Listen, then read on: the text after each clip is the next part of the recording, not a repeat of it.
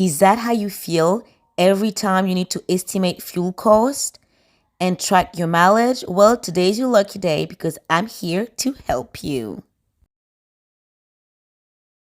Jeru, Jeru, King, Jeru, Jeru, King. All right, guys, please be patient with me. This is my first time using that screen recording on my laptop thing. So, okay, anyway, we are going to need 5 columns, okay? The first one is going to be gallons. The second one is going to be cost. The third one is going to be cost per gallon. Then miles per gallon, and then cost per mile. All right. So I know that my van can take up to 25.1 gallon, right? It's going to be different for all of us. So just figure out how much gallons can your tank take. All right. Then we're going to skip the cost column for now. And we're going to go to cost per gallon. Okay. We need to figure out how much will it cost me to fill up my tank. And in order to figure that out, I need to know what's the cost per gallon.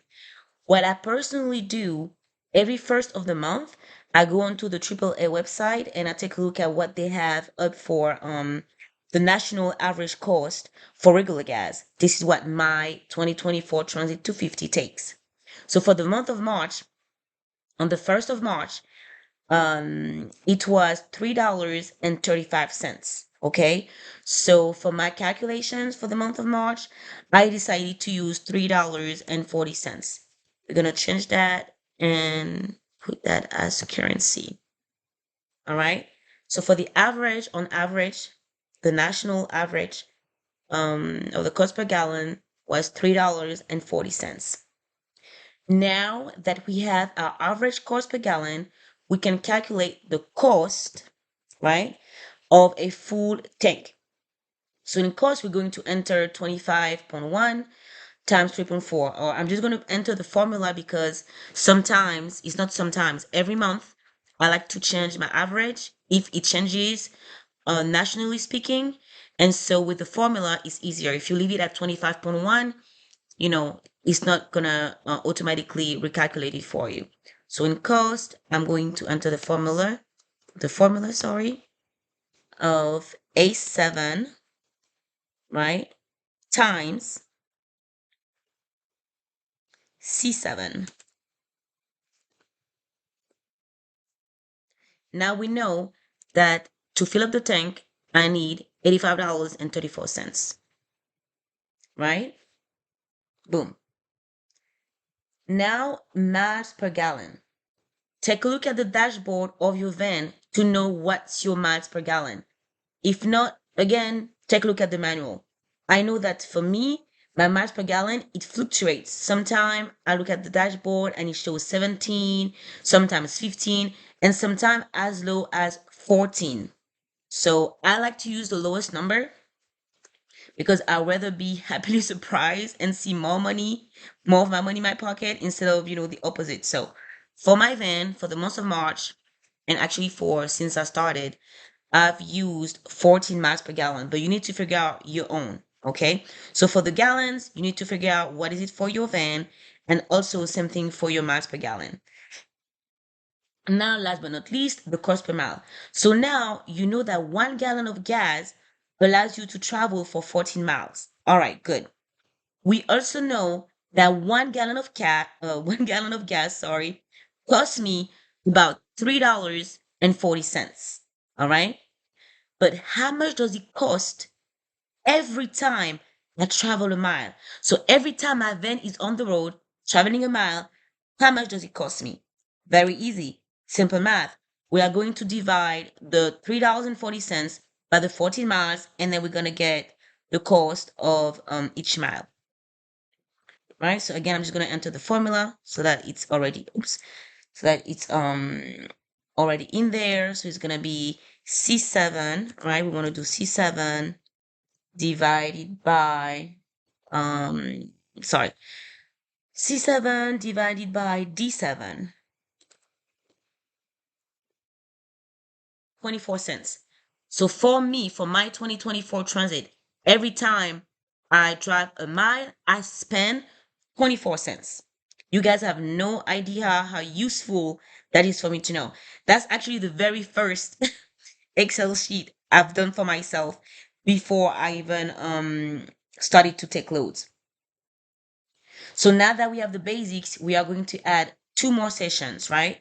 Somewhere here on the side. You guys can make this look pretty. I just want to make it fast, easy, and simple for you guys. But my Excel sheet actually looks so pretty. I have colors, I have my logo in the corner, but I have so many different information on my personal Excel sheet that I could not share it with you guys because I have the name of all the companies I've ever worked for, how much money they pay me, and all that good stuff. And I don't want to be sued. I'm not sure if I can share, so I will not share.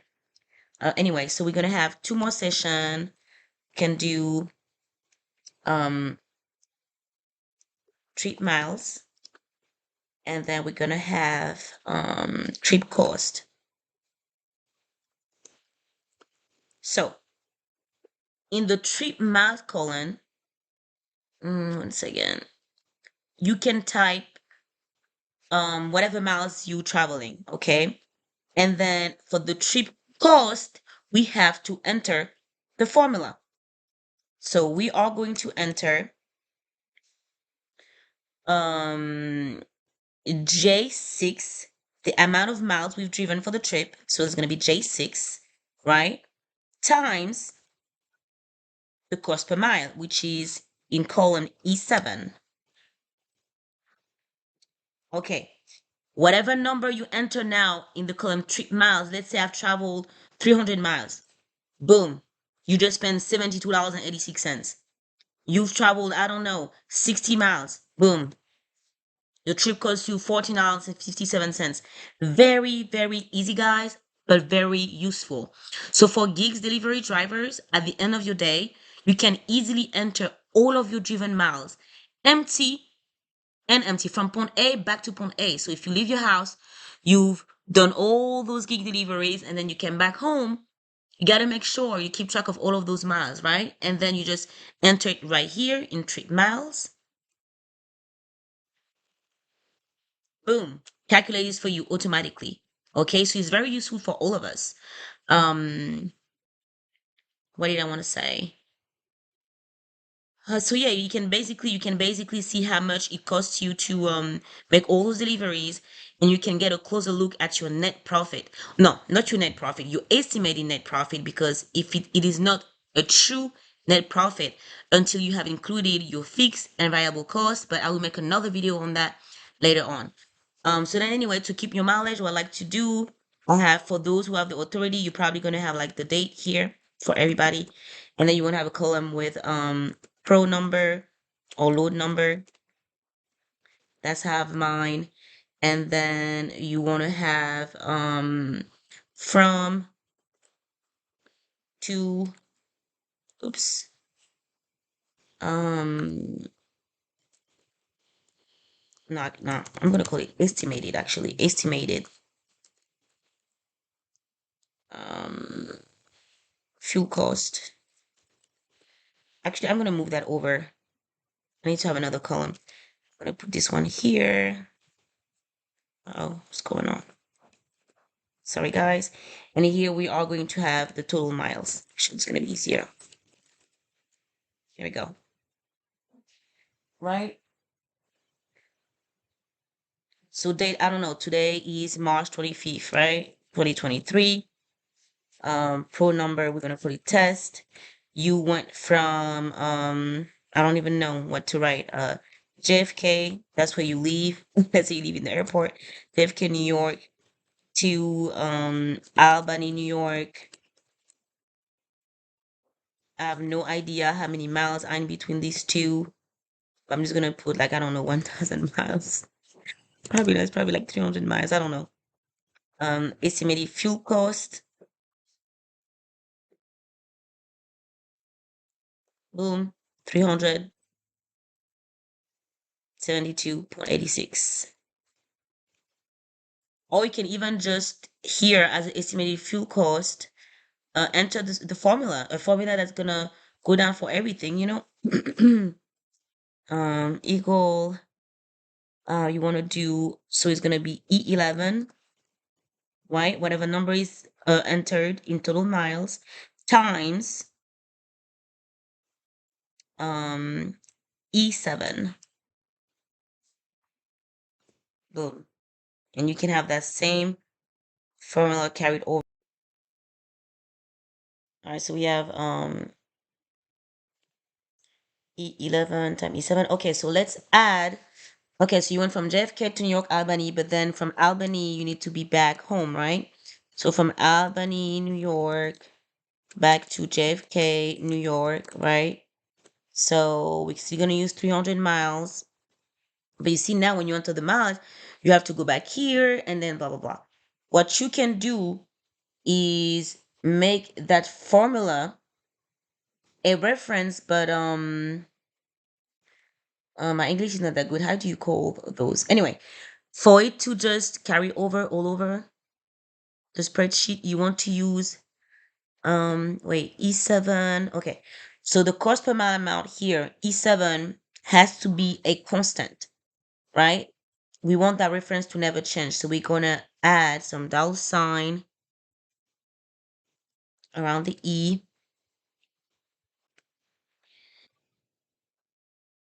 and we are going to do fill down, boom, automatically calculates. Let's try it. So now we have I don't know, from West Orange, New Jersey to um Orange, New Jersey, 10 miles.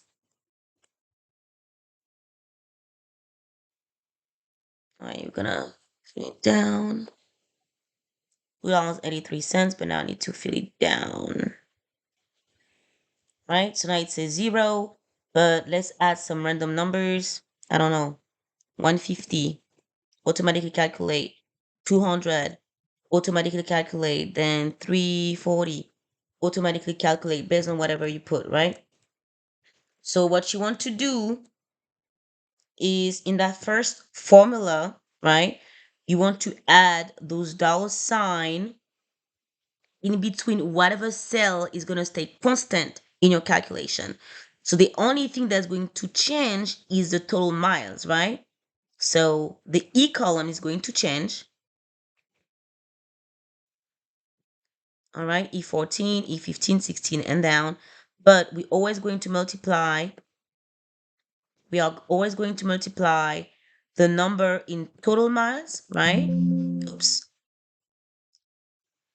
The number in total miles, but E7 always stayed the same. The cost per miles always stayed the same. Okay. Well, I hope it was very useful for you guys. I can go all the way down so you guys can see. I don't know, 25. It works perfectly fine. 2 miles. Here we go, guys. Very useful. Um, if I helped you guys today, make sure you subscribe and like the video. Until next time.